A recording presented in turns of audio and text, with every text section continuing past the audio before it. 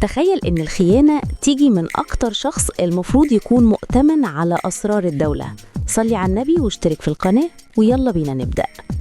في قلب طيبة، أعظم مدن الجنوب، كان بيعيش كاهن آمون الأكبر، راجل كل الناس بتقدسه وبتشوف فيه حامي الإيمان والوطن. لكن تحت قناع التقوى كان فيه طمع أسود مالي قلبه. الكاهن كان بيحلم باليوم اللي يسيطر فيه على كنوز طيبة كلها، كنوز مش بس ذهب وفضة، دي كنوز معرفة وقوة متوارثة من أجداد الأجداد.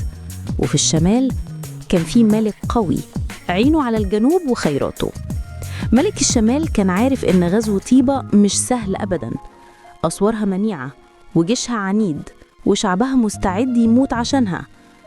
وهنا شاف كاهن آمون فرصته الذهبية، بعت رسالة سرية لملك الشمال، رسالة هتغير مجرى التاريخ. الصفقة كانت واضحة ومباشرة، الكاهن هيفتح أبواب طيبة لجيش الشمال في ليلة محددة، مقابل إنه ياخد السيطرة الكاملة على كنوز معبد الكرنك وكل ثروات طيبة. خيانة من أقرب الناس، طعنة في ظهر كل اللي وثقوا فيه.